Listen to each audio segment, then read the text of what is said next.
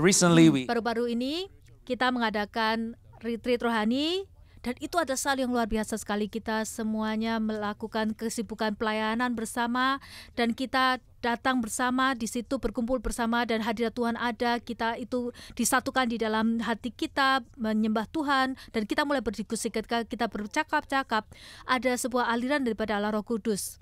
Dan pastor mengatakan bahwa, kenapa tidak kita memiliki satu malam minggu di mana kita itu bisa berbagi tentang apa yang sudah kita diskusikan pada saat retreat rohani itu.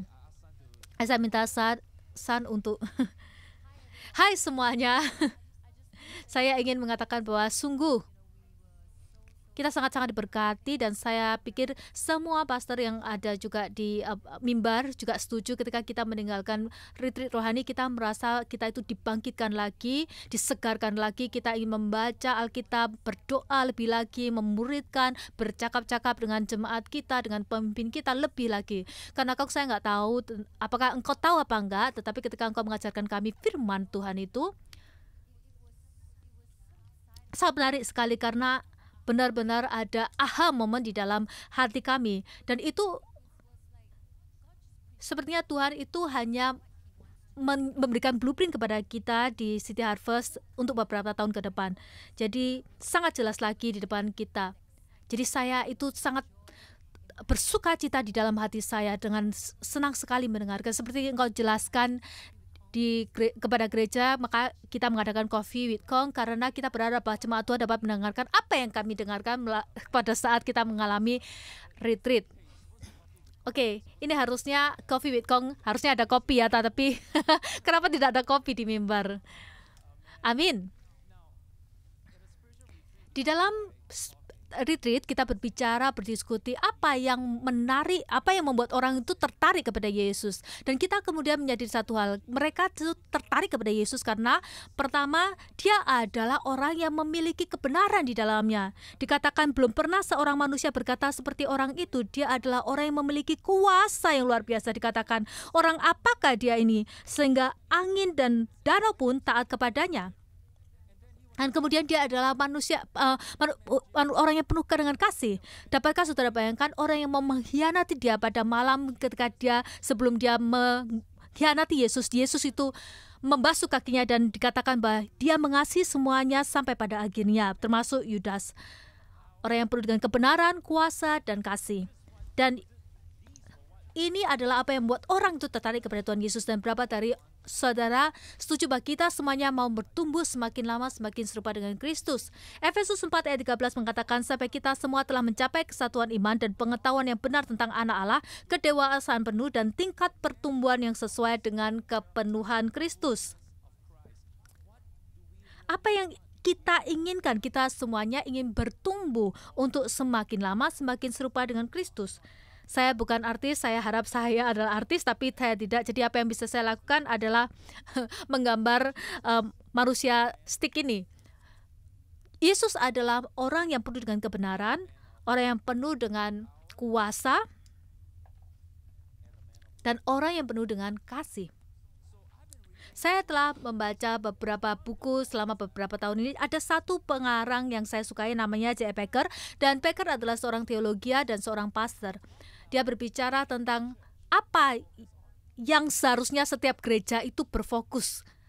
Fokusnya di mana untuk gereja? Gereja itu harusnya berfokus kepada doktrin. Gereja harus berfokus kepada pengalaman. Dan gereja itu harus berfokus kepada praktis. Dengan kata lain, bagaimana kita menghidupi apa yang kita percayai, doktrin, pengalaman, dan praktis. Ketika kita berpikir tentang gereja kita, City Harvest Church, apa yang harus difokuskan oleh setiap gereja? Kadang-kadang kita dapat sangat berfokus kepada doktrin, sehingga sangat tidak alami pembangunan kita. Sangat kuat sekali di dalam doktrin, mempelajari firman Tuhan, mempelajari firman Tuhan, Ibrani, Yunani, sejarah, komentari, dan banyak sekali hal lainnya. Kita mempelajari dan kita tidak memperhatikan terhadap pengalaman, karena kita bilang itu tidak penting. Dan tentu saja tidak memiliki ketaatan secara praktis, memenuhi amanat agung untuk menjadi berkat bagi orang lain, untuk membuat perbedaan di dalam masyarakat. Dan di sisi lain ada beberapa yang seperti ini.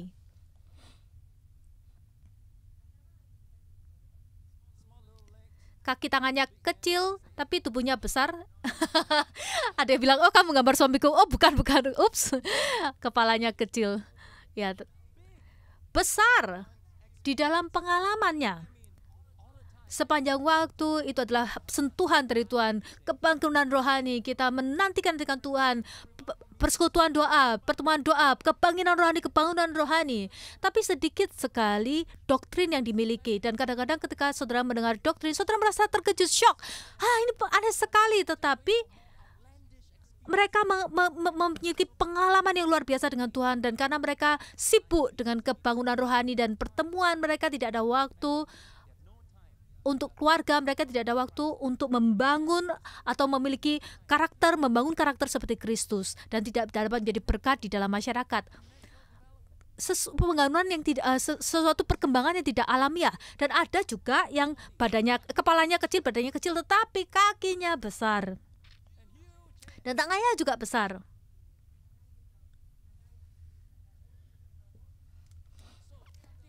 Mereka adalah orang-orang yang terlibat sangat luar biasa di dalam praktisnya, yaitu mereka melakukan hal-hal benar di dalam masyarakat, mengasihi tanpa syarat, membuat perbedaan di dalam masyarakat, menolong orang miskin, menjangkau orang-orang yang miskin. Mereka tidak memiliki waktu untuk benar-benar berfokus kepada doktrin, dan mereka tidak memiliki waktu untuk memiliki pengalaman rohani. Mereka hanya melakukan kegiatan demi kegiatan. Sekali lagi ada perkembangan yang tidak alamiah di sini. Kalau misalkan gereja kita menjadi tidak seimbang di dalam ketika hal ini, kita tidak akan bertumbuh menjadi serupa dengan Kristus. Hal yang penting bagi kita adalah supaya kita seimbang. Apa yang kita inginkan, kita seimbang untuk menjadi semakin serupa dengan Kristus, dengan Yesus. Katakan dengan kanan kiri saudara, engkau harus menjadi serupa dengan Yesus. Doktrin, pengalaman, dan praktis. Ketika saudara berpikir tentang ini, apa pekerjaan saya? Pekerjaan saya dan pastor di sini tugasnya adalah untuk memastikan bahwa saudara diberikan makan dengan beberapa doktrin, dan juga ketika saudara datang, saudara mengalami Tuhan. Dan kemudian kami juga ingin memastikan bahwa tingkah laku kita, sikap kita itu diubahkan.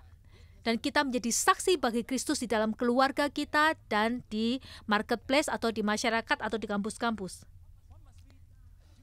Apa yang harus kita lakukan secara pribadi sebagai orang Kristen, sebagai pribadi? Kita harus bertumbuh di dalam pengetahuan kita. Kita harus bertumbuh di dalam kerohanian kita. Kita harus bertumbuh di dalam etika kita. Jadi kita akan melihat ini. Pengetahuan, apa artinya bertumbuh di dalam pengetahuan?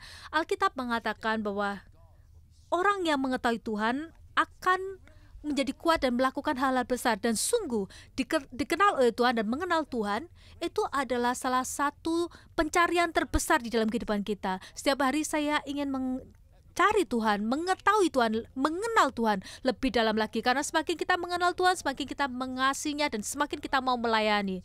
Ingat waktu kita muda, selalu mengatakan bahwa hal terbesar di dalam kehidupan kita adalah mengenal Engkau dan melayani Engkau, mengasihi Engkau. Pengetahuan itu sangat penting sekali. Jadi ketika kita berbicara tentang pengetahuan, kita berbicara tentang ilmu mempelajari Tuhan. Kita berbicara tentang teologi. Teologi itu adalah ilmu yang mengkaji tentang Tuhan. Dan ada banyak sekali teologi. Banyak sekali saudara dapat menghabiskan kehidupan sepanjang umur hidup saudara dan tidak bisa selesai mempelajarinya, karena Tuhan kita itu sangat luar biasa. Dan semakin saudara mempelajari Tuhan, semakin saudara menyadari bahwa saudara itu tidak mengenal siapa Tuhan itu, dan saudara semakin lapar akan Tuhan. Jadi banyak sekali yang akan harus kita pelajari. Saya adalah pastor, saya bukan professional theologian, dan saya harus menggembalakan jemaat, dan saya harus melakukan apa yang Tuhan inginkan di dalam jemaat kita sebagai senior pastor, maka saya tertarik pada 3 hal, yaitu teologi sistematika, kerohanian, dan etika. 3 hal yang saya berbicara sampaikan kepada saudara. Di dalam teologi sistematik ada banyak hal. Ada 11 hal di sini yang saudara dapat lihat di sini, dan saudara dapat meluangkan seumur hidup saudara untuk mempelajarinya. Misalkan paterologi, kajian tentang kasih Allah Bapa. Bukan tidak hanya mempelajari tentang sejarah atau teori, kita hidup di mana kesehatan jiwa itu mengalami tantangan. Banyak orang yang mengalami depresi di masa COVID ini, panic, anxiety, kekhawatiran akan masa depan. Mengenal Tuhan Allah Bapa sebagai Bapa kita, bagaimana kasih Bapa itu membawa kesembuhan dan kesehatan di dalam jiwa kita, di dalam kesehatan mental kita. Saudara dapat menghabiskan seumur hidup saudara untuk belajar tentang hal ini. Tugas saya tidak membuat saudara sebagai teologian, tetapi membuat supaya setiap doktrin ini diberikan kepada saudara, supaya saudara dapat memiliki keseimbangan dan bertumbuh untuk menjadi orang Kristen yang sehat bagi kemuliaan Tuhan. Dan kemudian ada tanggung jawab yang kedua, yaitu kerohanian.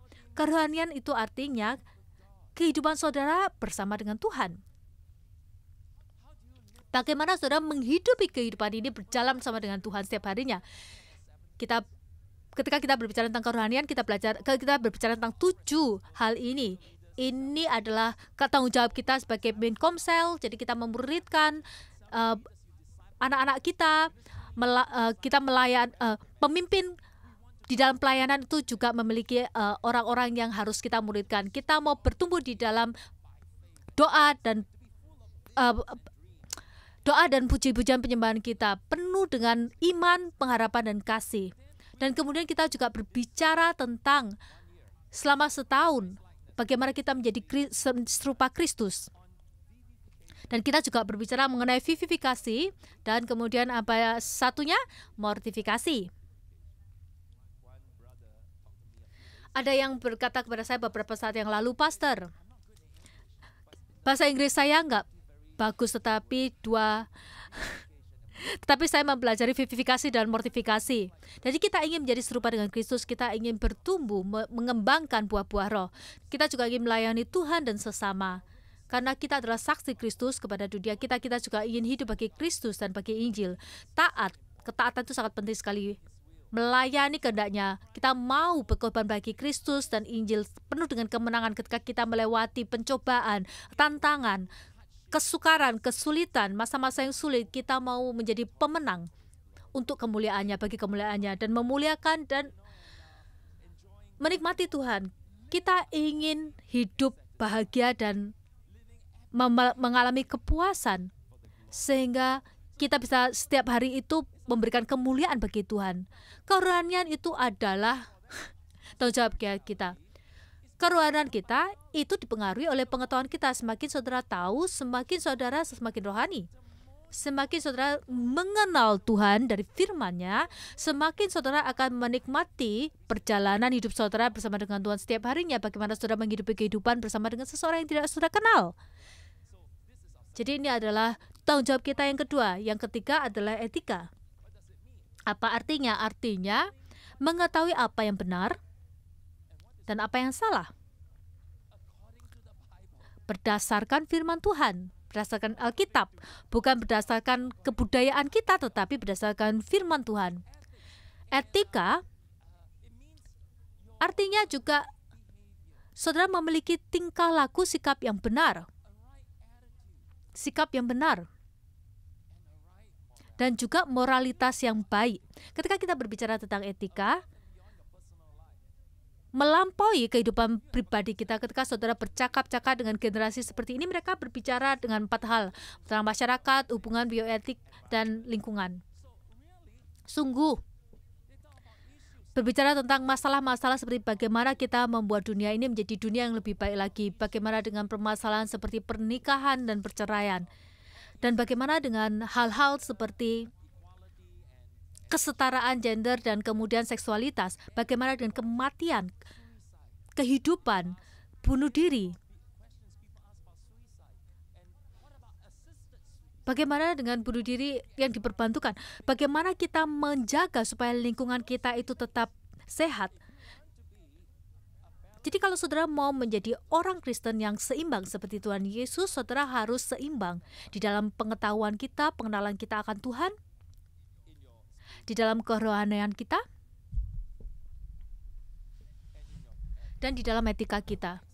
Kita harus mengetahui apa yang benar dan apa yang salah.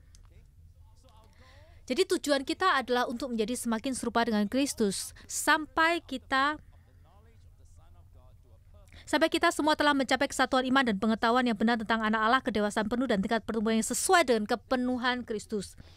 Itulah yang sudah kita bicarakan, dan ini yang ingin saya bagikan dengan saudara. Kenapa saya meluangkan waktu sedemikian panjangnya selama 18 bulan? Bukan karena saya tidak punya kegiatan, tetapi sangat penting sekali supaya saudara mengenal doktrin dan mengenal Tuhan lebih dalam lagi, sehingga saudara menjadi lebih rohani dan dapat melakukan lebih besar lagi tentang kehidupan dan dapat memuliakan Tuhan di dalam kehidupan saudara. Terima kasih, Pastor. Bahkan ketika Pastor membagikan ini di retreat, saya sangat diberkati sekali karena memberikan kejelasan kepada saya. Tetapi saya juga berpikir dan saya juga memiliki pertanyaan yang saya percaya setiap orang akan juga memiliki pertanyaan seperti ini. Ketika Pastor berbicara tentang etika, ini adalah masalah yang kita hadapi hari ini di dalam zaman kita dengan monoteisme dan relativisme. Ada masalah dengan gender, dengan seksualitas, dan segala hal yang berbicara tentang kebudayaan kita saat ini.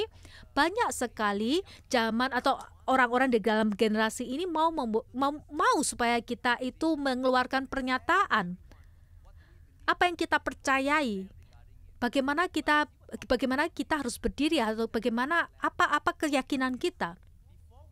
Sebelum kita menjawab tentang isu-isu etikal di dalam kehidupan kita, di dalam dunia kita saat ini, tetapi kita juga harus lebih kuat lebih dahulu di dalam pengetahuan kita dan kerohanian kita. Dan saya pikir ini adalah permasalahan yang harusnya kita jawab di dalam doktrin kita, di dalam experience, dan di dalam kerohanian kita. Jadi pastor, kita berbicara mengenai hal ini. Kenapa sangat penting bagi kita untuk menjawab atau menanggapi tentang pengetahuan dan kerohanian terlebih dahulu sebelum kita menjawab tentang masalah etis, tentang masalah etika. Wah, Mas Haris, pertanyaanmu sangat sulit sekali. Oke, sebelum saudara bisa menjadi rohani, doktrin saudara itu harus kuat. Doktrin itu apa? Doktrin itu adalah seperangkat kepercayaan dan instruksi berdasarkan pemahaman terbaik kita mengenai ayat firman Tuhan. Kita bukan maha tahu, hanya Tuhan yang maha tahu, tetapi Tuhan memberikan kepada kita sebuah kitab yang namanya Alkitab. Ini adalah pewahyuannya yang diinspirasikan oleh Tuhan, dan kita harus menggunakan pemahaman yang terbaik yang kita miliki supaya kita dapat mengetahui apa yang Tuhan sudah wahyukan kepada kita. Ketika kita berbicara mengenai doktrin, setiap gereja dan setiap denominasi, terutama gereja seperti kita, dan kita bukan gereja yang kecil, kita sudah ada selama 32 tahun, kita memiliki jemaat yang cukup besar, dan kita memiliki lebih 40 gereja yang adalah afiliasi dari gereja kita, dan kita sudah melatih lebih dari 8.000 lulusan murid sekolah Alkitab. Jadi kita harus mengumpulkan pemimpin terbaik kita. Jadi misalkan pastor senior kita dengan pastor-pastor utama dengan teologian di dalam pastor, mereka yang ada di dalam staf atau di dalam tim yang sudah dilatih belajar teologi, mereka akan berkumpul bersama dan memformulasikan apa doktrin yang kita percayai. Jadi gereja Anglikan, gereja Baptis, Presbyterian, mereka semuanya memiliki doktrin mereka masing-masing. Mereka berusaha terbaik. Saudara, mereka berusaha memahami pewahyuan Tuhan dan panggilan Tuhan bagi jemaat Tuhan. Dan tentu saja semua orang Kristen, semua orang yang percaya itu ada di dalam Kristus. Jadi semuanya percaya di dalam Kristus, maka kita semuanya itu disebut orang Kristen. Ya, katakan kepada kanan kiri saudara, puji Tuhan bahwa saudara adalah orang Kristen. Kita semuanya orang Kristen, tetapi tergantung dengan doktrin kita. Kita mungkin memiliki keyakinan rohani yang berbeda, tetapi nggak apa-apa. Karena ini adalah denominasi, mereka berusaha mengaplikasikan pemahaman yang terbaik dari apa yang sudah mereka pelajari, dan itu sudah dicerahkan oleh Roh Kudus sendiri. Jadi doktrin kita itu menetapkan DNA kita, kekhasan kita. Kita memiliki beberapa ciri khas. Kadang-kadang mereka berkata, oh Pastor Kong, saya bertemu dengan salah satu jemaatmu dan saya tahu pasti bahwa wah, dia itu City Harvest, dia itu adalah jemaatmu, karena mereka memiliki DNA-nya City Harvest. Ini adalah DNA kita, itu ciri khas kita. 3 alasan kenapa doktrin itu penting. Alasan kenapa saya mengatakan 3 alasan bukan karena hanya ada 3, tetapi karena Pastor Aris menanyakan sebelumnya, berikan 3 alasan. 3 alasan. Karena doktrin mengajarkan kepada kita tentang Tuhan dan keselamatan, tentang bagaimana Tuhan itu menyelamatkan kita, bagaimana Dia melakukannya di kayu salib, sampai seberapa jauh kita diselamatkan, apakah tujuannya menyelamatkan kita. Nah, sekarang saudara sudah diselamatkan, bagaimana saudara harus menghidupi kehidupan saudara. Saudara harus tahu. Doktrin mengajarkan saudara tentang hal ini, dan doktrin membentuk nilai saudara dan prioritas saudara. Khotbah kita dikotbahkan berdasarkan doktrin yang kita miliki. Kadang-kadang saudara mendengar ada pendeta yang berkhotbah, saya harap bukan di sini, bukan di kampus saudara, tetapi ada mereka yang sangat kebingungan ketika mereka mengatakan sesuatu, aku nggak tahu apa yang dia perkatakan, karena kalau saudara tidak mengetahui doktrin saudara, maka nilai saudara juga akan kacau. Penglihatan saudara, visi saudara itu akan tidak stabil. Saudara harus tahu apa visi saudara berdasarkan doktrin saudara, dan itu akan berpengaruh kepada prioritas saudara. Misalkan, staf apa yang harus kita pilih untuk menjadi staf kita di gereja? Bagaimana kita menginvestasikan keuangan kita? Kalau doktrin saudara adalah untuk memenangkan jiwa-jiwa, maka dana penginjilan itu akan tinggi sekali. Kalau doktrin saudara itu ada mementingkan keluarga dan parenting, maka akan ada dana yang tinggi untuk keluarga dan parenting. Prioritas bagaimana kita itu akan memeluk masyarakat kita.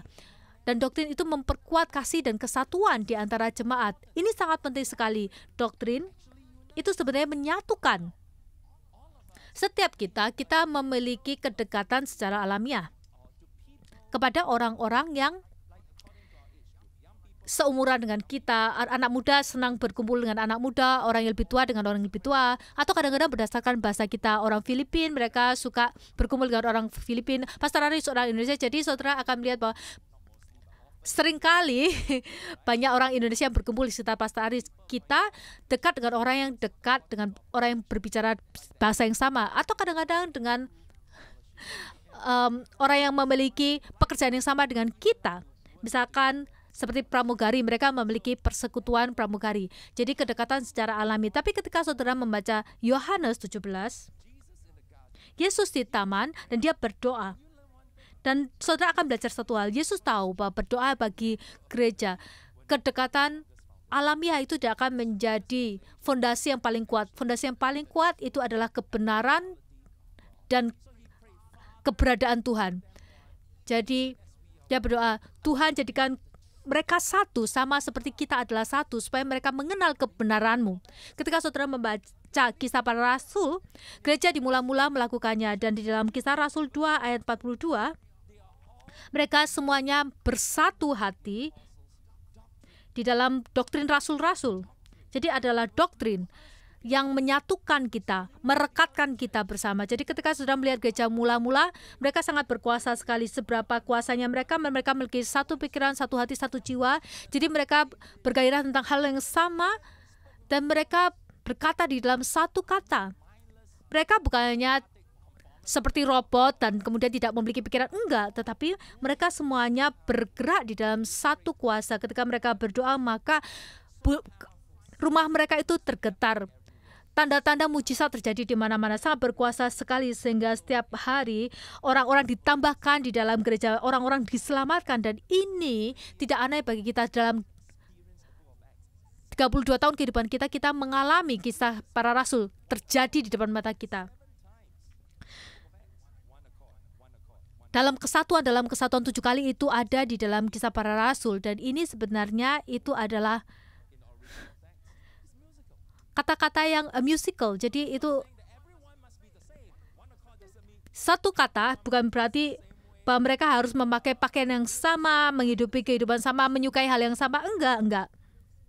Tapi ini lebih musical, jadi seperti di orkestra, instrumen yang berbeda-beda, membunyikan suara yang berbeda-beda, tetapi ketika dimainkan bersama, maka akan ada simfoni, keharmonisan yang luar biasa, dan ada suara musik yang indah sekali keluar dari kesatuan itu. Jadi gereja kita itu memiliki umur yang berbeda-beda, hobi yang berbeda-beda, kesukaan yang berbeda-beda, pekerjaan yang berbeda-beda. Kita orang yang berbeda, dari latar belakang yang berbeda, bangsa yang berbeda, pengalaman yang berbeda. Tetapi karena kita bersatu di atas doktrin yang sama, kita dapat melakukan hal yang luar biasa dan melihat kebangunan rohani di Singapura dan di sekitar Asia. Haleluya, puji Tuhan. Terima kasih Pastor Aris. Terima kasih Pastor. Terima kasih untuk pembagian ini, sangat penting sekali bagi kita untuk bersatu di dalam doktrin. Tetapi Pastor, di dalam pengajaranmu selama 18 bulan ini, Pastor mengajarkan bahwa bagi City Harvest, kita pertama kali itu adalah Protestan, dan kemudian Injili, dan kemudian Pentakosta. Apakah Pastor dapat menjelaskan apa sih artinya? Pertanyaan yang luar biasa. Kenapa City Harvest Church itu adalah Protestan, Injili, dan juga gereja Pentakosta? Mari kita katakan bersama: Protestan, Evangelical, Pentakosta dan Injili. Kenapa? Ini sangat penting bagi kita. Saudara harus tahu sejarah kita awal mulanya seperti ini. Ini adalah awal mula dari gereja kita. Jadi kita tidak memulai gereja kita dari gereja sembarangan, tapi kita mulai dari Protestan. Apakah saudara tahu bahwa di dunia hari ini 1 dari 3 orang di dunia ini adalah orang Kristen. Sepertiga populasi dunia ini adalah orang Kristen. Puji Tuhan. Dan di gereja, di antara orang Kristen itu sendiri, hampir setengahnya orang Kristen itu adalah Protestan. Kalau saudara melihat 2 orang Kristen, salah satu dari mereka adalah Protestan. Apa yang kita percaya? Ciri khas kita adalah 5 sola. Semua 5 sola, Pancasola yang kita miliki, hanya 5 saja. Sola Scriptura, atau firman Tuhan saja, kitab suci saja. Kita percaya bahwa Alkitab itu mutlak, Alkitab itu otoritas utama. Sola Gratia, persahabatan kasih karunia saja. Sola Fide, iman saja. Sola Christus, Kristus saja. Oh ya, ini bahasa Latin ya, bukan Tagalog ya. Dan oleh karena itu, saudara selalu menegakkan bagaimana kita diselamatkan oleh kasih karunia melalui iman saja di dalam Kristus saja. Dan kemudian kita menyanyikan dalam Kristus. Ya, kita percaya di dalam hal-hal ini. Jadi sebagai orang Protestan, kita tidak berdoa kepada santo, orang kudus yang hidup atau mati. Kita tidak berdoa bagi malaikat, patung-patung, atau berhala apapun. Kepada Kristus saja, soli Deo Gloria, bagi kemuliaan Kristus saja. Jadi ketika kita berbicara tentang venerasi, artinya apa yang kita sembah, apa yang kita kagumi. Kita sangat berhati-hati, kita hanya menyembah, mengagumi, memuliakan, menghormati, memberikan kemuliaan hanya kepada Tuhan, karena hanya Dia saja yang layak menerima pujian. Kita tidak memuji orang-orang, menyembah orang-orang yang suci, tidak peduli seberapa dekatnya dia, seberapa diurapinya orang tersebut, atau seberapa dekatnya orang itu dengan Yesus. Tidak, kita hanya menyembah Tuhan saja. Itu adalah Protestan, dan kita adalah orang Protestan. Injili, bagaimana dengan Injili? Apakah saudara tahu bahwa di antara orang Kristen, di antara orang Protestan, 2/3 daripada kaum Protestan adalah kaum Injili. Jadi banyak sekali, kita bukan kelompok yang aneh, enggak, kita itu adalah mayoritas daripada orang Protestan. Kita memiliki 4 ciri khas. Orang-orang Injili itu sangat setia kepada Alkitab. Alkitab itu diinspirasikan. Alkitab itu tidak terbantahkan, itu mutlak, tidak dapat gagal. Alkitab itu tidak memiliki kesalahan, tanpa kesalahan. Jadi kita percaya akan hal-hal ini dan kita sangat setia bahwa Alkitab itu adalah otoritas tunggal. Dan kita percaya di dalam segala pasal dan ayat-ayatnya. Dan kalau saudara dapat membuktikannya dari pasal dan ayat, bahwa apa yang kita percaya itu tidak Alkitabiah, kita harus berubah dan kita akan berubah. Kalau misalkan saudara dapat membuktikan kepada saya bahwa berdasarkan firman Tuhan itu saya salah, maka saya akan berubah. Kita percaya di dalam Alkitab bahwa setiap ayat itu benar.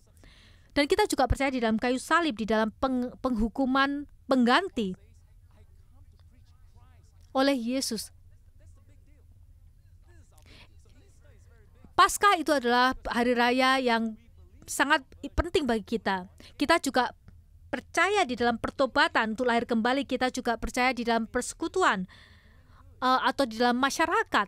Kita mau melakukan yang terbaik di dalam marketplace, di dalam masyarakat.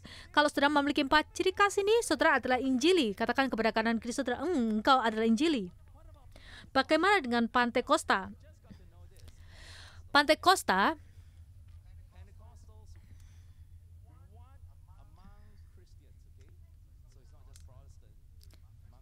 di antara orang-orang Kristen, 1 dari 4 atau 1/4 orang Kristen itu adalah Pantekosta atau karismatik. Di tahun 2025, 1/3 dari orang Kristen itu akan menjadi Pentakosta atau karismatik. Banyak sekali. Kita juga bukan sekelompok yang kecil, tapi kita adalah kelompok mayoritas. Apa yang dipercaya oleh kaum Pantekosta? Saya mengatakan sebagai Pantekostal klasikal. Pantekostal yang klasik. Jadi kita itu benar-benar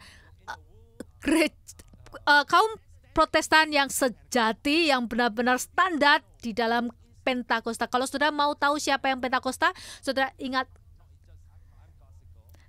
saya adalah orang yang klasik, tapi kalau saudara ingin benar-benar melihat kekristenan yang Pentakosta, itu adalah, ingat saja tentang Pastor Kong.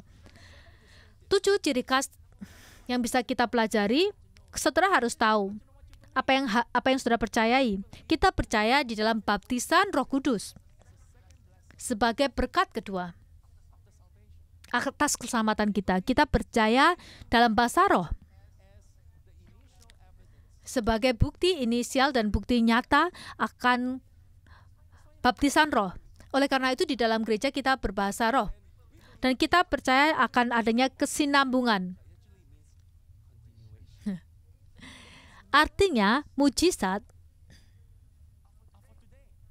itu masih terjadi sampai hari ini. Kalau saudara melihat hal ini, jadi Pentakosta, orang Pentakosta seperti kita sangat bersukacita dan merasa sangat terhormat bahwa kita dapat menghidupi dalam kisah para rasul. Ketika kita membaca Alkitab, itu tidak terjadi di masa lalu, tapi kita masih menghidupinya.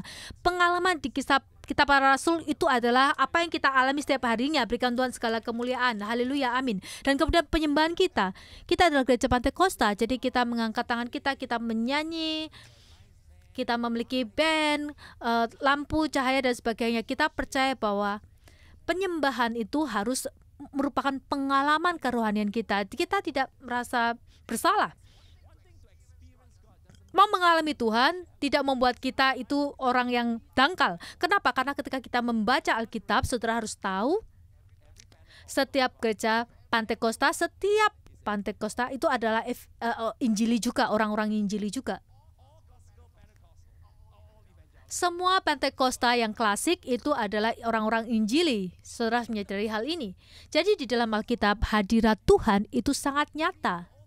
Saudara baca di dalam kitab Perjanjian Lama, Perjanjian Baru, hadirat Tuhan dan kuasa Tuhan itu sangat nyata.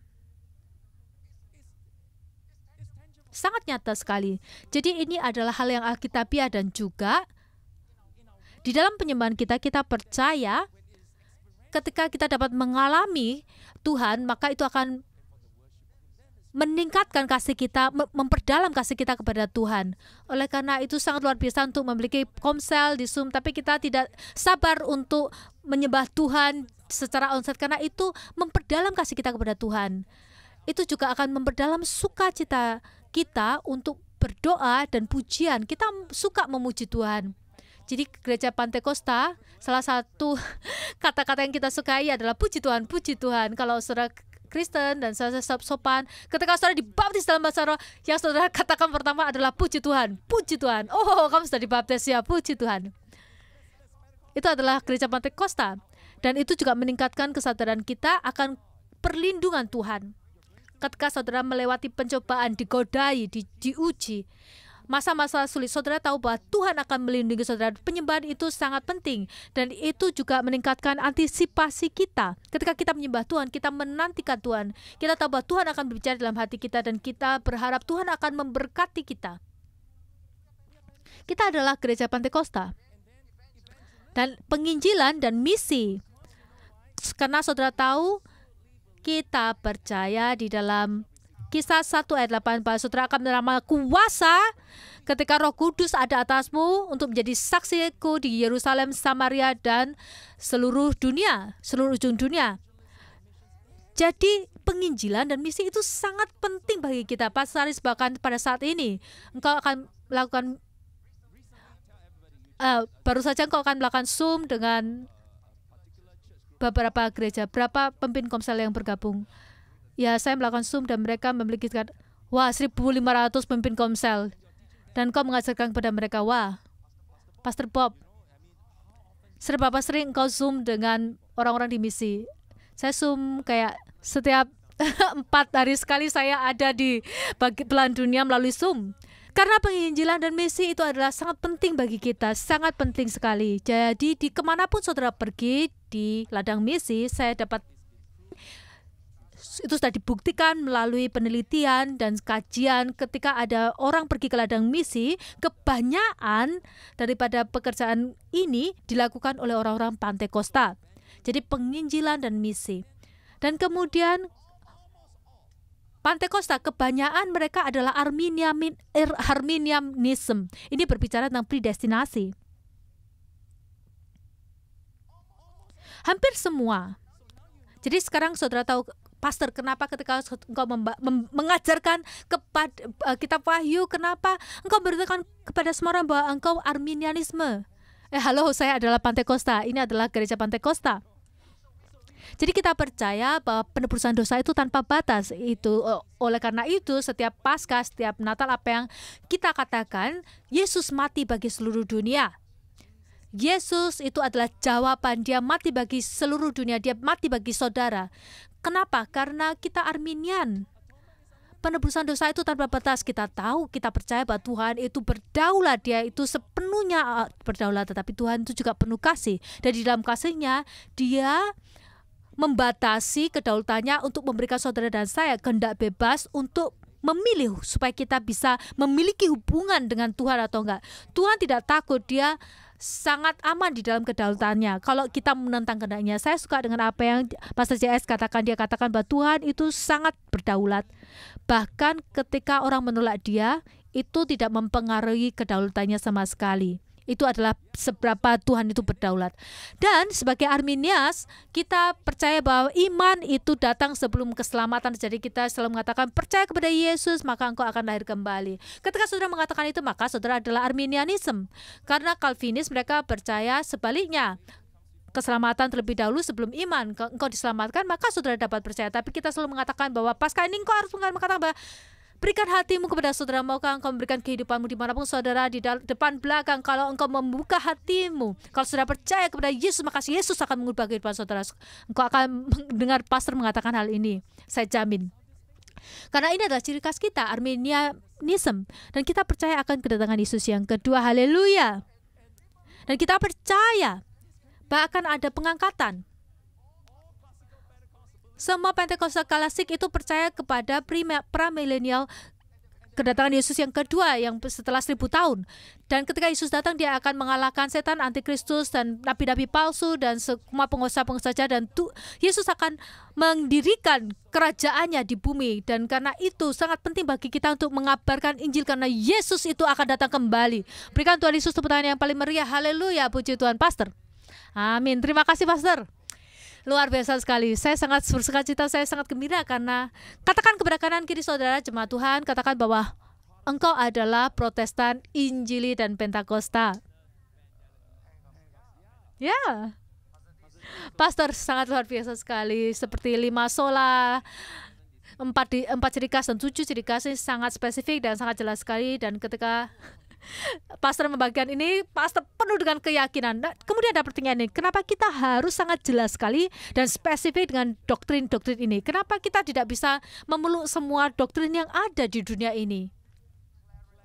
Kejelasan itu adalah dasar daripada tujuan kita. Kalau misalkan kita nggak jelas, bagaimana kita tahu apa tujuan hidup kita, panggilan hidup kita? Oleh karena itu, sangat menarik sekali saya membaca banyak hal. Salah satu penulis yang saya sukai adalah R.C. Sproul. Dia itu adalah Calvinis parah, tetapi dia sangat luar biasa sekali. Saya suka mendengarkan R.C. Dan Dr. Sproul mengatakan doktrin itu menyatukan. Doktrin kadang-kadang membencah belah, tetapi bagi gereja itu menyatukan. Jadi kejelasan itu sangat penting. Saudara harus jelas, kalau enggak saudara akan bingung. Lihat ini, saudara harus selalu mengasihi satu dengan yang lainnya. Sekalipun orang itu tidak setuju dengan doktrin yang sama, sekalipun orang dari iman yang berbeda dengan kita harus mengasihi mereka. Dan saya memiliki banyak teman yang Hindu, Muslim, Buddha, Taois, dan saya sangat mengasihi mereka semuanya. Dan kita semuanya itu teman. Ada yang menjadi teman dekat, ada yang saya kenal beberapa tahun udahan, ada beberapa yang adalah saudara dekat, dan kita selalu saling mengasihi satu dengan yang lainnya. Siapa yang tahu bahwa kita harus saling mengasihi? Ada yang nggak yakin? Saya mengasihi saudara, kita masih sama ya. Saya tetap mengasihi saudara. Tapi beberapa doktrin yang berbeda itu tidak dapat digabungkan. Contohnya Alkitab. Apakah saudara percaya bahwa Alkitab itu mutlak atau enggak, supreme authority atau enggak? Atau enggak? Ya, kalau saudara tidak percaya bahwa Alkitab itu tidak mutlak, maka itu adalah Alkitab tambah tradisi gereja, Alkitab tambah relevansi budaya, atau misalkan seperti Pastoris katakan plus relativism. Apakah saudara percaya bahwa ini adalah firman Tuhan, maka saudara harus membacanya secara harafiah, atau saudara tidak percaya bahwa saudara hanya percaya bahwa sebenarnya Alkitab itu hanya cerita saja, itu bukan benar-benar firman Tuhan. Dan bagaimana dengan keselamatan? Entah saudara percaya bahwa keselamatan itu oleh kasih karunia atau oleh karena pekerjaan kita, upah kita, atau kasih karunia dan upah kita karena pekerjaan kita, atau karena perbuatan kita. Kita percaya bahwa keselamatan itu melalui kasih karunia saja, melalui Kristus di dalam iman kita. Bagaimana kita mencampurkannya? Nggak bisa. Bagaimana dengan mujizat? Saudara percaya mujizat itu bisa terjadi atau enggak? Atau saudara tidak percaya mujizat sama sekali? Saudara menyembuhkan orang sakit, berbahasa roh, dan mereka disembuhkan. Dan kita percaya akan segala hal ini. Ya, itu untuk menjawab pertanyaan Pastor Bobby, kenapa kita harus sangat jelas di dalam doktrin yang kita percayai. Jadi Kong, saya memiliki satu pertanyaan.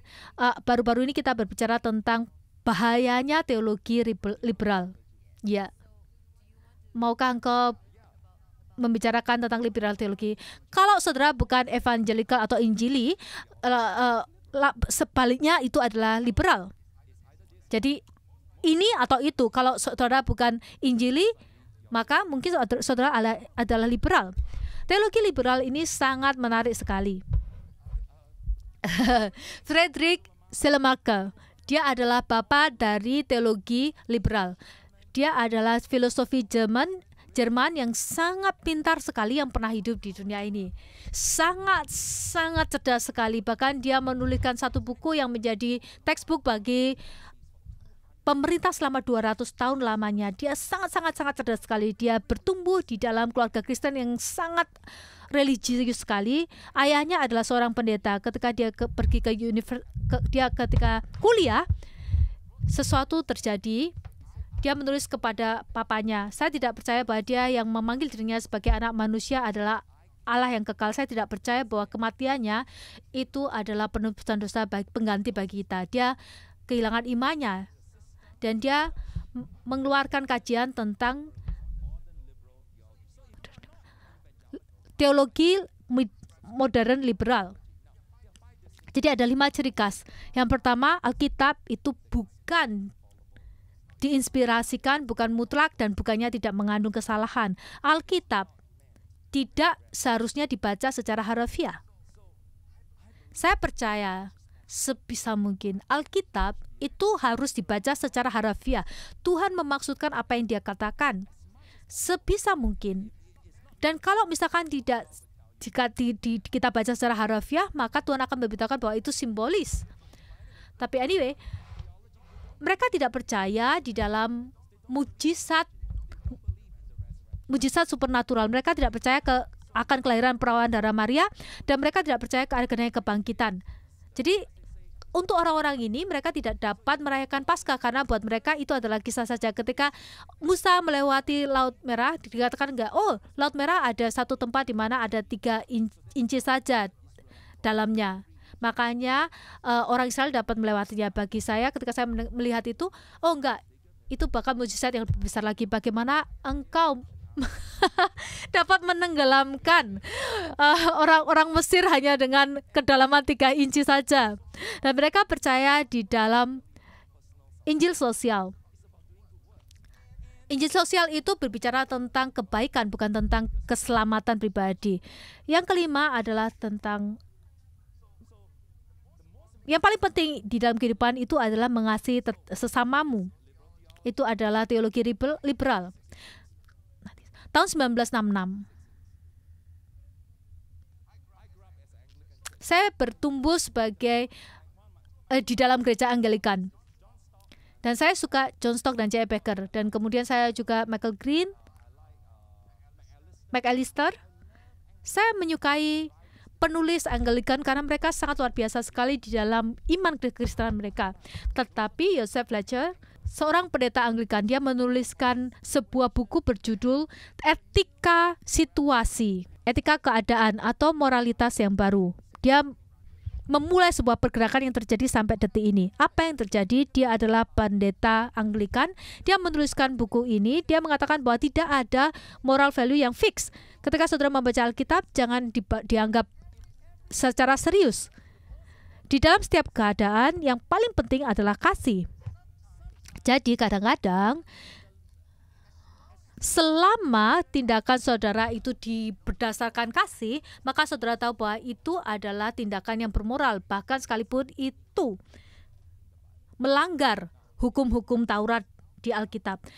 Di dalam buku ini dikatakan bahwa perzinahan kadang-kadang adalah hal yang terbaik yang bisa kita lakukan. Engkau ada di dalam pernikahan, saudara tidak saling mengasihi, saudara pemarah, tidak berbicara. Dan kemudian saudara jatuh cinta dengan orang lain. Dan kasih itu sangat tulus sekali, murni sekali. Saudara sangat jatuh cinta dengan dia. Kadang-kadang di dalam situasi seperti ini, hal yang paling bermoral yang saudara lakukan adalah berselingkuh.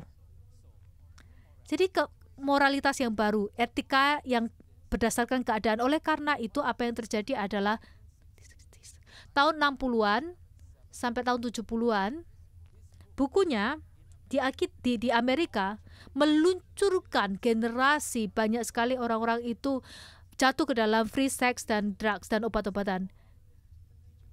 Salah satu alasan adalah karena bukunya. Ingat, dia adalah seorang pastor, dia adalah pendeta.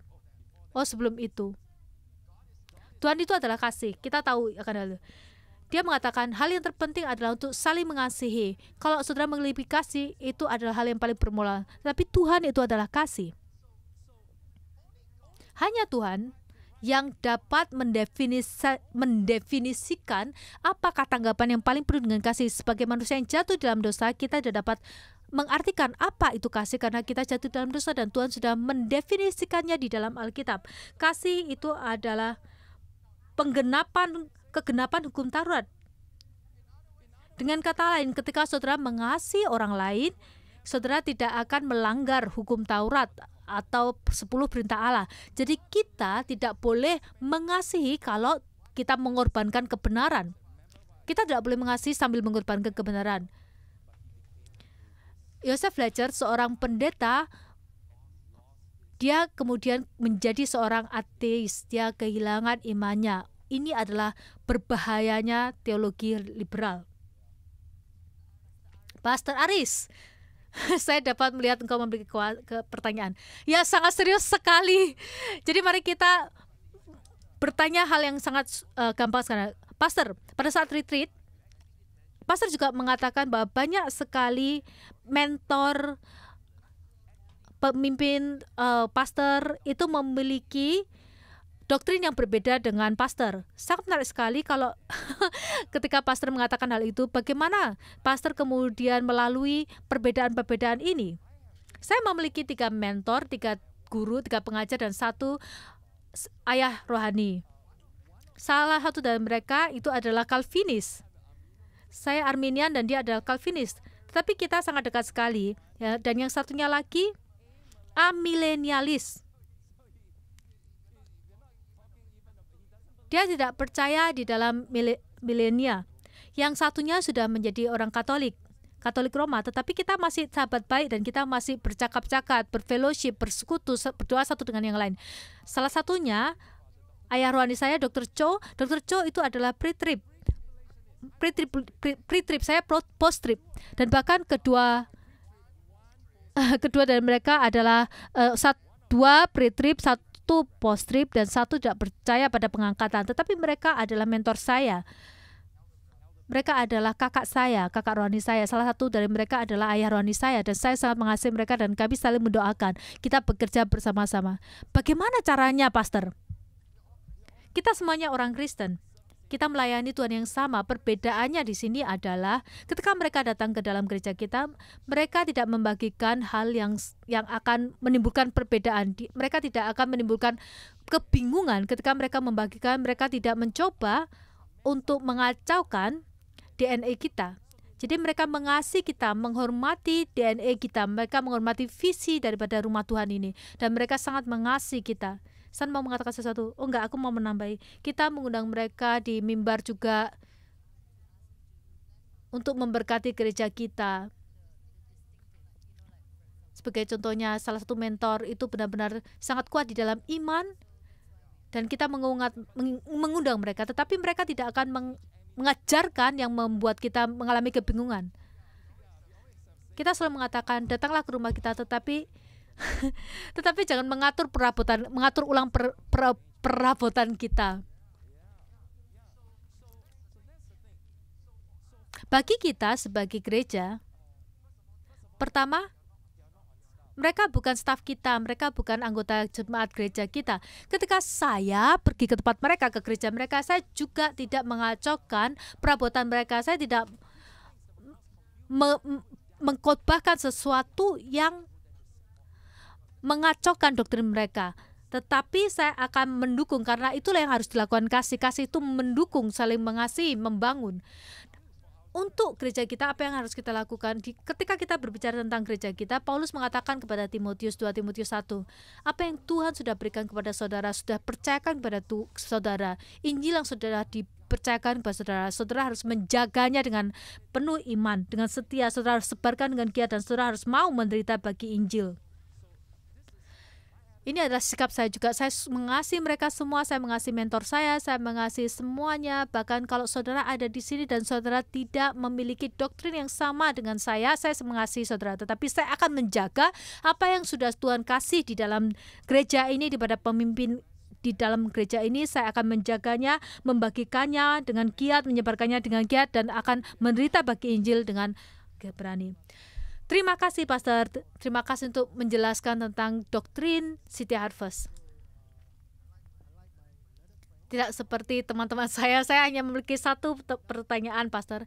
Di zaman ini, banyak sekali spiritual content atau konten rohani yang ada di internet. Bagaimana kalau misalkan jemaat kita itu mereka melihat doktrin-doktrin ini, mereka terekspos ke sini dan mereka mau memegang doktrin yang berbeda dengan City Harvest, tapi mereka masih mengasihi gereja kita, mereka mau menjadi jemaat di dalam gereja kita. Bagaimana jemaat ini bisa melalui doktrin yang berbeda-beda dengan kita, tetapi tetap memiliki kesatuan di dalam gereja? Saya ingin saudara tahu bahwa kita menghargai, kita menghormati setiap orang yang ada di sini, dan saya tidak ingin saudara meninggalkan gereja ini. Saya ingin saudara tetap ada di gereja ini meskipun saudara memiliki doktrin yang berbeda. Saya berdoa, Paulus memiliki ayat yang luar biasa. Dia mengatakan, Inilah yang ingin saya bagikan. Saudara tidak harus setuju dengan saya, atau saudara tidak paham, nggak apa-apa. Roh Kudus akan bagikan saudara. Jadi saya berdoa, hal yang terbaik yang harus kita lakukan adalah untuk berdiskusi, untuk membaca Alkitab, mendalami Alkitab bersama. Saudara harus memahami juga bahwa kita memiliki tanggung jawab. Di dalam Ulangan 29 ayat 29 dikatakan hal-hal yang tersembunyi ialah bagi Tuhan Allah kita, tetapi hal-hal yang dinyatakan ialah bagi kita dan bagi anak-anak kita sampai selama-lamanya, supaya kita melakukan segala perkataan hukum Taurat ini. Ada dua hal ini ketika berbicara tentang doktrin. Hal-hal yang tersembunyi, hal yang tidak kita ketahui, dan hal-hal yang dinyatakan kepada kita, diwahyukan kepada kita. Apa yang sudah Tuhan tunjukkan kepada kita. Apa yang sudah Tuhan percayakan kepada kita, Protestan, Injili, Pentakosta, warisan ini.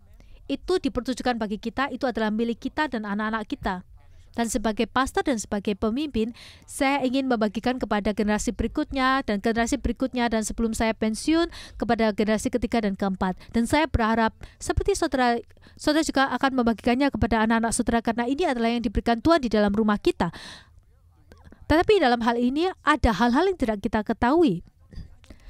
Saya nggak mengetahui segala hal, dan saya masih harus dikoreksi untuk beberapa hal. Jadi sekalipun saya sudah keluar selama 18 bulan, saya memiliki diskusi yang luar biasa dengan pastor yang berbeda-beda di gereja kita, dan kita berdiskusi masalah-masalah yang sukar dan sangat dalam. Dan saya belajar di beberapa area, saya perlu belajar, saya perlu berubah sedikit di sini dan di sana. Jadi kita harus rendah hati karena kita tidak tahu segala hal. Tetapi pada saat yang bersamaan kita tidak boleh meragukan hal-hal kebenaran yang sudah dinyatakan kepada kita. Yang aneh di sini adalah seringkali kita sombong.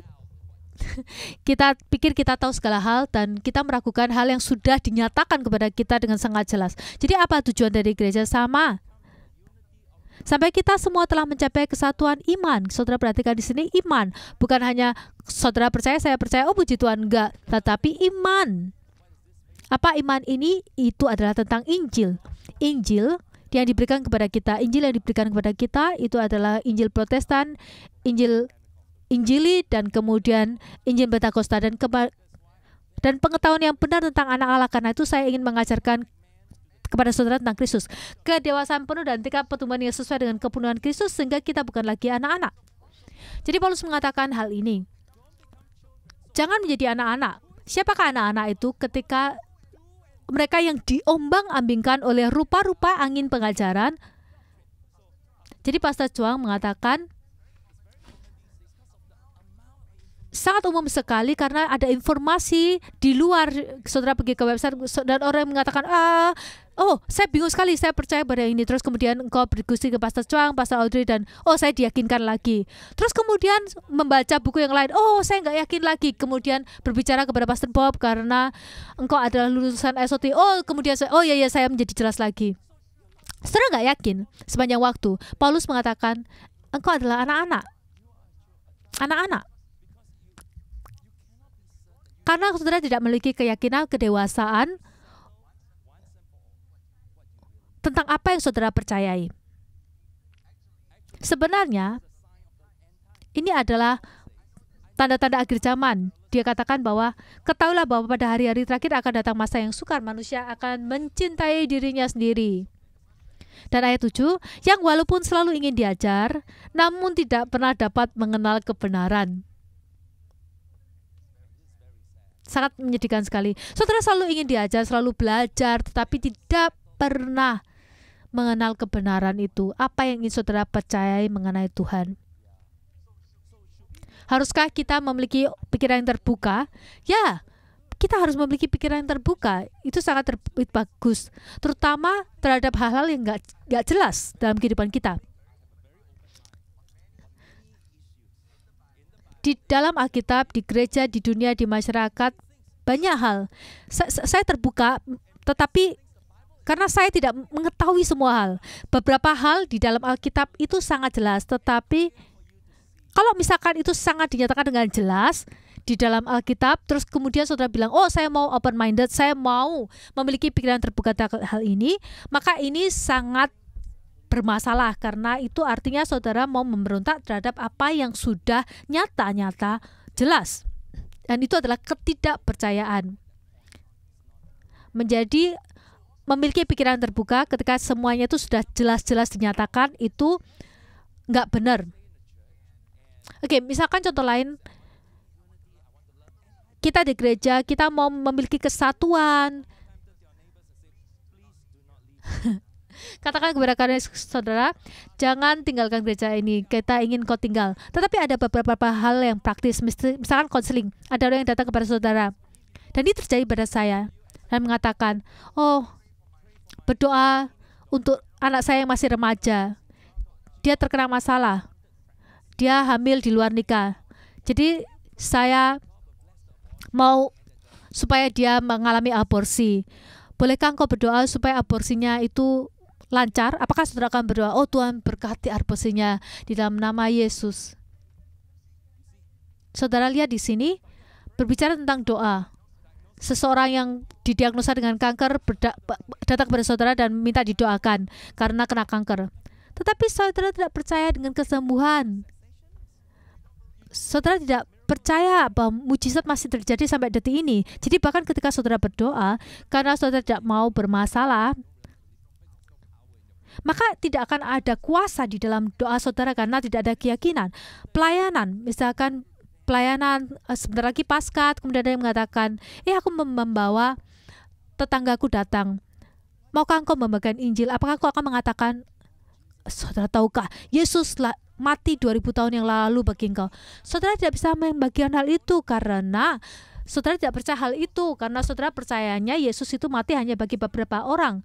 Saudara juga tidak dapat mengatakan kalau engkau percaya engkau akan diselamatkan. Saudara percaya bahwa seseorang harus diselamatkan dulu baru dia bisa memiliki iman. Maka sangat membingungkan sekali, sangat rumit sekali di sini.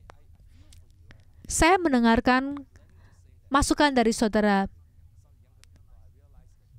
Saya mendengarkan setiap masukan dari saudara. Saya merasakan apa yang saudara rasakan. Pastor Soang, saya merasakan apa yang kau rasakan. Puji Tuhan. Terima kasih Pastor. Pastor Kong, kami juga mendengarkan kau. Ya.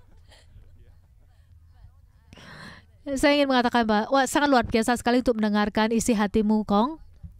Kenapa doktrin sangat penting dan bagaimana itu akan mempengaruhi kerohanian kita dan berdampak di dalam etika kita.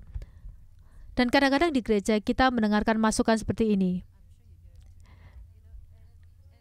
Ada orang yang mengatakan, kenapa di gereja kita tidak benar-benar membahas hal-hal masalah sosial. Dan kemudian masuk ke dalam kebudayaan, berbicara mengenai masalah yang lagi panas-panasnya.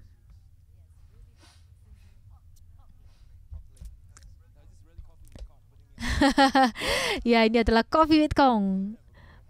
Ya, membahas masalah sosial. Saya merasa bahwa saya memahami, saya paham, saya mendengar saudara. Masalah sosial seperti gender, seksualitas, seperti aborsi, bunuh diri, tentang pekerja migran, kemudian saya mendengarkan semua tentang hal ini. Tetapi sebelum kita membahas tentang hal-hal ini, mari kita lihat apa yang Alkitab katakan tentang pernikahan, perceraian, kehidupan, kematian. Mari kita harus memiliki kejelasan di sini. Dan Alkitab mengatakan, mari kita lambat untuk berkata-kata. Karena kalau misalkan kita tidak jelas dan kita tidak yakin dan kita hanya bergabung dengan orang-orang, mungkin kita hanya akan menjadi dalam budaya yang meniadakan saja. Mari kita belajar untuk lambat berkata-kata dan kita harus memiliki kejelasan terlebih dahulu. Kita harus jelas mengenai hal ini. Kita ingin membahas masalah sosial ini, tetapi kita tidak bisa membahasnya ketika kita sendiri tidak sekuat. Kalau misalkan tidak sekuat dengan firman-firman Tuhan. Kita harus lebih kuat lagi di dalam firman Tuhan. Oleh karena itu, saudara perhatikan melalui sosial media saya, Instagram, Facebook, pendalaman Alkitab, pendalaman Alkitab kecil, atau di dalam Church Wide Bible Study. Saya kadang-kadang juga terkejut. Saya pikir pasti saudara tahu. Dan saya menyadari banyak sekali dari jemaat ternyata tidak mengetahui kebenaran ini. Sebelum kita membahas tentang masalah sosial, kita harus menjadi lebih kuat di dalam firman Tuhan. Yang kedua, kehidupan kita itu harus sesuai. Saya tahu bahwa saudara ingin melayani dunia. Kalau misalkan enggak ya, saudara itu bisa melayani ke dunia, tapi kemudian saudara bisa jatuh tersandung. Banyak sekali yang kemudian tersandung, mereka kemudian mengalami kepahitan dan marah. Apa yang harus kita lakukan? Kita harus membangun kehidupan yang serupa dengan Kristus. Bagaimana kita menjadi serupa dengan Kristus adalah dengan adanya kasih. Belajar untuk memperkatakan sesuatu di dalam kebenaran, di dalam kasih. Saudara dapat menjadi hakim tapi tidak menghakimi. Belajarlah untuk menyatakan kebenaran di dalam kasih. Hubungan itu mendahului kebenaran, mendahului pelayanan. Kita lihat Yehezkiel itu berbicara akan kebenaran, tetapi sebelum dia memperkatakan kebenaran, dia duduk di tengah-tengah umatnya dan dia membangun hubungan dengan orang-orang ini. Berbicara tentang Yesus, selama 30 tahun dia hidup di dalam di antara orang-orang itu sebelum dia berbicara kepada mereka. Jadi pastikan bahwa kehidupan kita itu sepadan dengan beban kita. Yang ketiga, kita harus tahu panggilan kita. Panggilan kita adalah untuk menjadi seperti pria ini, enggak ya. Panggilan kita adalah untuk memenangkan orang yang terhilang, memuridkan satu jiwa pada suatu saat. Kita harus fokus kepada kenapa gereja itu ada. Gereja itu ada untuk memenangkan jiwa yang terhilang dan memuridkan. Dan itu adalah beban kita, panggilan kita. Masalah yang sedang panas, kita sebenarnya membahasnya, tetapi bukan di mimbar. Karena kita memiliki diskusi di dalam kelompok-kelompok kecil, tidak hanya lebih dekat, tapi kita juga dapat lebih membahas dengan detail dan lebih mendalam lagi. Dan kita dapat lebih jelas lagi akan banyak hal.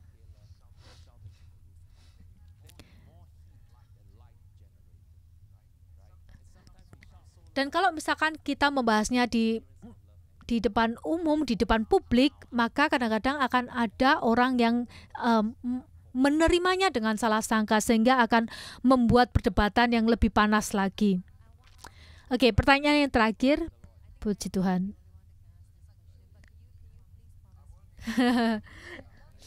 Engkau akan mengasihi aku, Kong. Ya, aku akan selalu. Oke. San akan menanyakan pertanyaan terakhir. Ada yang bertanya, apakah Pastor Kong telah tidak memiliki api lagi?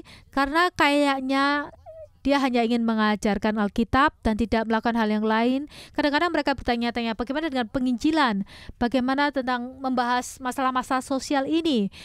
Kemudian bagaimana dengan mandat budaya, misi, marketplace, penginjilan di kampus dan sebagainya? Bagaimana tanggapanmu, Pastor Kong? Apakah engkau sudah tidak memiliki api?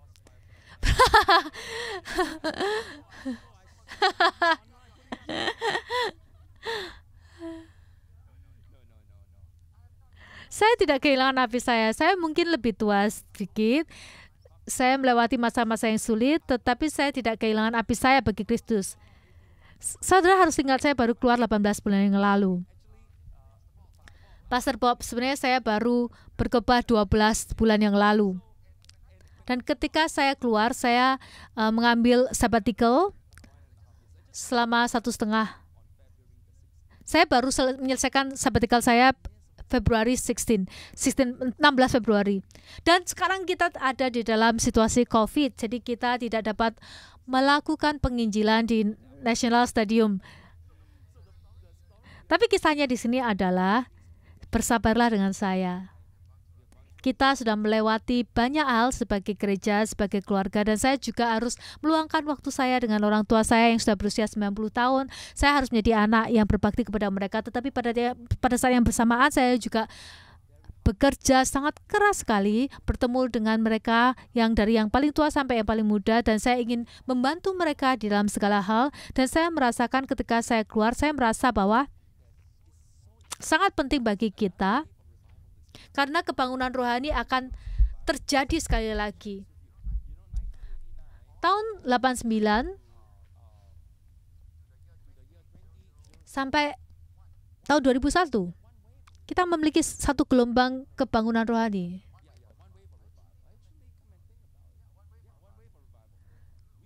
Kita bertumbuh dari 0 menjadi 10.000. Dan dari tahun 2002 sampai 2010, kita memiliki kebangunan rohani lagi. Dan kemudian kita melewati masa sukar.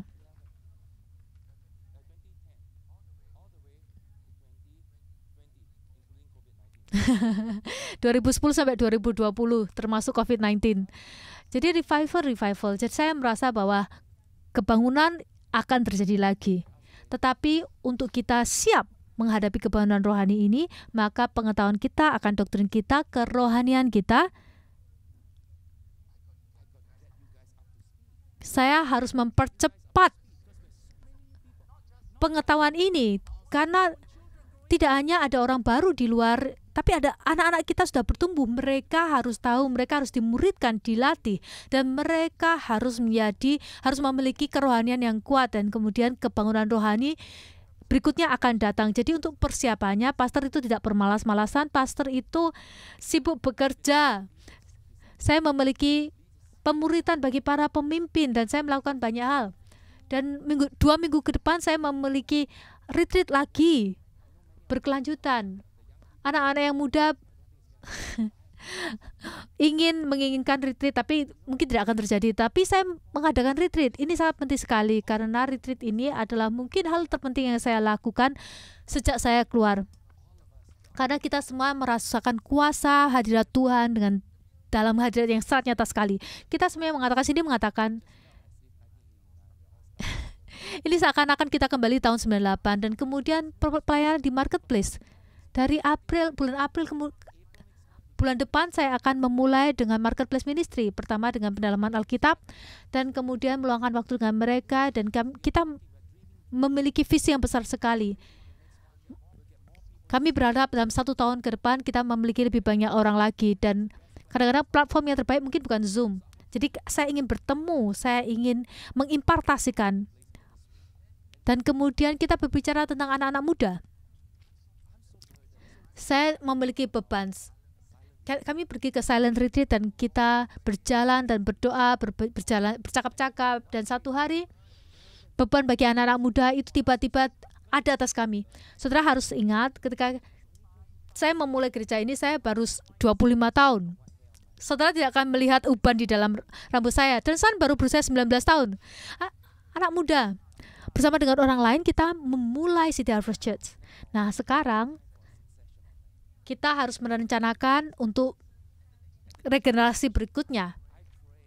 Saya berdoa bahwa Tuhan akan membangkitkan di antara orang-orang yang berusia 19 tahun, 25 tahun, anak-anak muda, generasi yang baru yang berapi-api bagi Tuhan. Jadi kami merasakan bahwa ini adalah tahunnya untuk kami memulai kebaktian anak muda, bagi anak muda, oleh anak muda. Jadi saudara ke hall, ke ruangan hanya untuk anak-anak muda. Jadi kebaktian ini untuk anak muda. Pemusik anak muda, pemimpin pujian anak muda, penyanyi anak muda, orang-orang yang melayani, keamanan, usher, greeters, yang memberikan pendalaman Alkitab, semuanya akan dijalankan oleh anak muda, karena itu adalah kisah kita. Dan kita ingin untuk melakukannya sekali lagi, dan kita percaya bahwa ini hal yang sangat penting. Jadi kita berbicara kepada anak muda, dan kita mengatakan kita mau melakukannya tahun ini. Tetapi setelah berdiskusi, dan pada masa COVID, kami merasakan bahwa visinya benar, pergerakannya benar, tetapi saatnya belum tiba. Ada pergerakan, tapi ada masanya. tahun depan kita akan mulai Januari. Sekarang ini adalah persiapan, kita akan melakukan pelatihan. Saudara akan melihat banyak anak muda yang akan dilatih. Mereka akan bersiap-siap untuk kebangunan rohani anak muda yang akan terjadi tahun 2022. Berikan Tuhan tepuk tangan yang paling meriah. Mari bahas tentang singles, family, dan parenting. Bagi saudara yang bukan anak remaja, bukan anak muda, dan saudara berpikir, bagaimana dengan saya, pastor? Apakah engkau memikirkan tentang kita? Ya, banyak dari staf pengembalaan kita dan pasangannya, mereka sudah melewati pelatihan, seminar pernikahan dan sebagainya, dan mereka dilatih sebagai mentor pernikahan. Siapakah mentor pernikahan? Mereka sudah diperlengkapi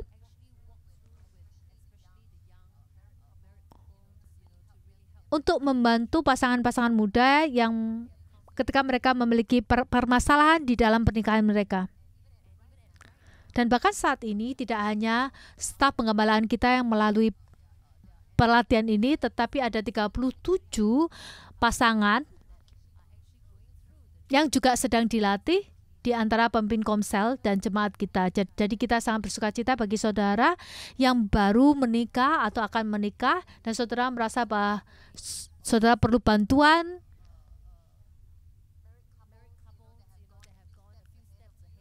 Atau pasangan yang sudah menikah, kami siap membantu saudara. Bagi yang masih single, kami juga tidak lupa dengan saudara karena kita sudah merevisi kurikulum kita dan itu akan diluncurkan di bulan Mei. Kita ingin supaya engkau menantikan bulan-bulan ini karena kami akan berhubungan dengan saudara. Dan bagi dengan parenting, kita juga menuliskan tentang kurikulum bagaimana membangun iman di dalam rumah. Kita percaya bahwa orang tua itu adalah guru yang pertama bagi anak-anak kita. Jadi orang tua, kami benar-benar bersukacita, kami sangat menanti-nantikan untuk membagikan ini di pertengahan tahun ini. Dan kita akan menjadi guru yang pertama bagi anak-anak kita. Setiap hari Minggu saya memberikan pendalaman Alkitab kepada anak saya yang berusia 15 tahun. Itu adalah hal yang paling penting bagi saya. Hal yang paling penting bagi saya untuk saya lakukan karena saya memastikan bahwa keluarga saya mengalami warisan yang Tuhan sudah berikan saya kepada saya untuk saya wariskan kepada generasi berikutnya. City Harvest Community Service Association, saya bertemu dengan Kenny Lowe dan dia sangat berapi-api bagi Tuhan dan dia sangat selaras dengan visi kita. Dia mengatakan bahwa kenapa ini City Harvest Community Service Association? Karena itu adalah City Harvest Community. Setiap kita, organisasi ini adalah milik kita, untuk kita semua, untuk membuat perbedaan di luar sana. CSCSA, karena gereja kita mengalami masa-masa sulit mereka juga, tetapi gereja kita juga sudah mengalami peningkatan mereka juga. Jadi kita akan mendengar lebih banyak tentang mereka. Apakah pernyataan misinya mereka? Melakukan perbuatan baik di dalam masyarakat sebagai pelayanan sosial dari City Harvest Church. Ya, saudara dapat terlibat dengan ini. Tahun 2010 kita memiliki Asia Conference dan kita membagikan tentang impian-impian dan visi yang kita miliki. Dan kemudian kita melalui masa sukar, tetapi ini sudah diperbaharui dan mereka akan melakukan hal yang lebih baik di tahun 2000. Di tahun yang akan datang. Ini bukan hanya berbicara mengenai mereka, tetapi ini melambangkan diri kita, misi. Siapa yang mengatakan itu? Katakan bahwa aku mengasihi mereka. Misi. Kita sangat sibuk dengan misi-misi. Dan dari bulan depan ke depan saya akan melakukan pelatihan dengan gereja-gereja THN. Jadi sangat-sangat sibuk sekali. Pemuritan bagi para pemimpin, marketplace ministry, anak muda, single family parenting, CSCSA, gereja dan komsel, dan juga pelayanan bagi para pria dan para mama. Tetapi kita tidak akan kembali ke hal yang dulu kita lakukan. 90% itu akan menjadi usaha Tuhan. 32 tahun yang lalu kita bekerja sangat keras sekali. Kita chong all the way, kita berusaha sekeras mungkin. Tetapi sekarang kita akan mengatakan bahwa 90% Tuhan Kau yang bekerja, sehingga Engkau dipermuliakan 10% saja dari kami. Jadi jangan terburu-buru, jangan terburu-buru. Pastor sangat bersabar dan saya sangat santai sekali ketika saya mengatakan kita nantikan Tuhan, berdoa, berjaga-jaga, dan bersiap-siap untuk kemuliaan Tuhan diturunkan, dicurahkan atas kita. Haleluya, puji Tuhan. Terima kasih semuanya baik-baik saja. Mari kita semuanya bangkit berdiri. Apakah saudara bersuka cita menjadi bagian daripada Gereja City Harvest? Berikan Tuhan tepuk tangan yang paling meriah. Haleluya, amin. Puji Tuhan. Mari kita semuanya berdoa dalam bahasa roh. Kita adalah Pentakosta dan kita tidak malu. Mari kita berdoa dalam bahasa roh. Mari kita berdoa dengan bahasa roh bagi saudara yang ada onsite maupun yang ada melihat ibadah secara online. Terima kasih Allah Roh Kudus, terima kasih Allah Bapa, terima kasih Yesus Kristus, terima kasih Allah Roh Allah yang hidup. Mari kita berdoa dalam bahasa roh.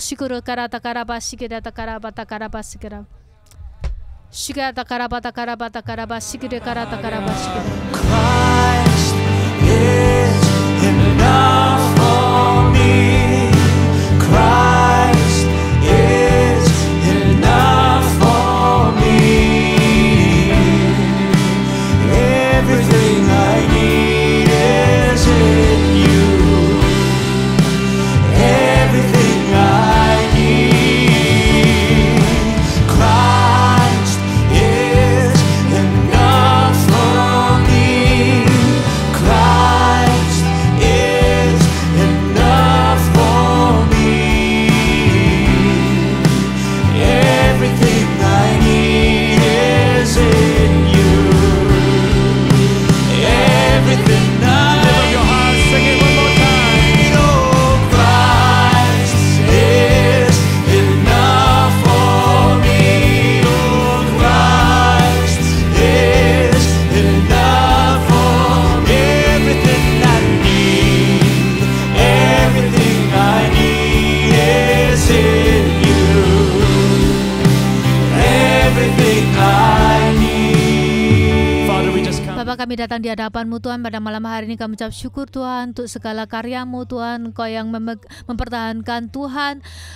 City Harvest memegang City Harvest Tuhan dengan erat di tangan-Mu Tuhan. Kami berdoa supaya Engkau dimuliakan di tengah-tengah kami Tuhan, di gereja ini Tuhan, dimuliakan Tuhan di dalam apa yang sedang Engkau kerjakan Tuhan. Mari kita berdoa di dalam bahasa roh sekali lagi. Sokariata karabas sikiri antara pas sikiri antara pas sikiraba. Syukur antara bata karabara sikiri karabaraba. Kami ingin supaya Engkau dipermuliakan Tuhan, menerima segala kemuliaan Tuhan. Biarkanlah Yesus makin bertambah dan kami makin berkurang. Biarkanlah ini merupakan hasil usaha-Mu Tuhan, dan kami taat Tuhan di dalam karya-Mu Tuhan. Sikira bata karabas syukur untuk karabara. Syukur untuk karabata karabas sikira karabara sikira para. Christ is enough for me. Christ is enough for me. Everything I need is in you. Everything I need. How many of you? Berapa dari saudara pada malam hari ini ketika kita hendak mengakhiri ibadah ini, di dalam hati saudara ada sebuah sukacita, ada lonjakan sukacita karena saudara tahu bahwa ini adalah waktunya bahwa Tuhan melakukan sesuatu yang luar biasa, dan saudara berkata, Tuhan biarkanlah terjadi kepadaku sesuai dengan kehendak-Mu, sesuai dengan firman-Mu. Biarkanlah aku semakin mengenal Engkau, untuk mengenal-Mu dan dikenal oleh Engkau. Itu adalah pencapaian terbesar di dalam kehidupan kita. Saya sudah 40 tahun mengikuti Yesus dan saya masih lapar dan haus akan Tuhan, karena semakin aku mengenal Tuhan, semakin aku mengasihi Tuhan, semakin aku mengasihi Tuhan, semakin aku melayani Tuhan. Berapa dari saudara pada malam hari ini mengatakan bahwa pastor itu saya ingin mengenal Tuhan lebih dalam lagi, saya ingin mengenal Allah Bapa, Allah Putra, dan Allah Roh Kudus. Saya ingin mengenal kehendak-Nya, tujuan hidupku baginya. Sekalipun di masa COVID-19 ini banyak sekali ketidaknyamanan, saya haus dan lapar akan Engkau Tuhan. Saya ingin Engkau lebih lagi Tuhan. Saya ingin melayani Engkau lebih lagi. Saya ingin berjalan dengan Engkau lebih lagi. Kalau itu adalah saudara dimanapun saudara, angkat tangan saudara dan bicara dalam bahasa roh. Bagi saudara yang ada di rumah, berdoalah dalam bahasa roh saat ini. Syukurata karaba sikiriata baraba. Syukurata karala raba syukurata karaba sikirab. Syukurata karaba kerata karaba sikirab baraba. Mari kita berdoa bersama-sama. Saya ingin saudara memaksudkan, menyatakannya dengan sungguh-sungguh. Allah Bapa yang ada di surga, aku mengasihi-Mu. Engkau tidak akan pernah melepaskanku.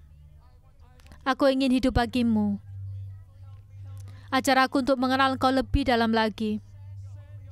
Kirimlah Allah Roh Kudus. Biarkanlah aku menjadi semakin lama semakin serupa Kristus. Semakin lama semakin serupa Yesus. Saya ingin menjadi lebih rohani. Saya ingin membuat hidup saya itu berarti bagi kerajaan Allah. Di dalam nama Yesus Kristus aku berdoa. Angkat kedua tangan saudara dan berdoa di dalam bahasa roh saat ini.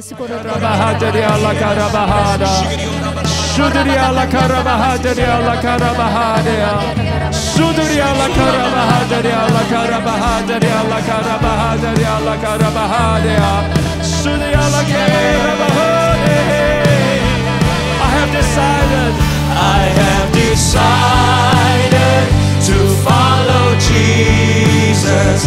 No turning back, no turning back. I have decided to follow Jesus. No turning back, no turning back. I have decided to follow Jesus. No turning back, no turning back. I have decided to follow Jesus. No turning back, no turning back. Come on, let's just give the Lord a big. Mari kita berikan Tuhan tepuk tangan yang paling meriah. Haleluya. Bertepuk tanganlah jemaat Tuhan. Bertepuk tanganlah dan bersorak-soraklah bagi Tuhan Allah kita. Haleluya, haleluya, haleluya. Haleluya, haleluya. Haleluya. Saya sangat bangga dengan saudara sekalian. Sangat benar-benar bangga. Saudara buka hati saudara dan kita dapat berdiskusi. Kisah 7, mari kita berdiskusi. Mereka semuanya mendiskusikan masalah yang sulit dan kemudian mereka memahami hal yang sama. Dan saudara dapat memiliki kesatuan dan pergerakan Tuhan. Dan saya tahu bahwa ini akan terjadi. Sebelum saudara meninggalkan tempat ini, saya ingin saudara katakan kepada kanan kiri saudara, saya tahu ini adalah kata kalimat yang sangat panjang sekali, tetapi siapa yang bangga untuk menjadi Protestan, Injili, dan Pentakosta, katakan kepada kanan kiri saudara dengan penuh keyakinan, puji Tuhan, engkau adalah Protestan, Injili, dan Pentakosta. Amin.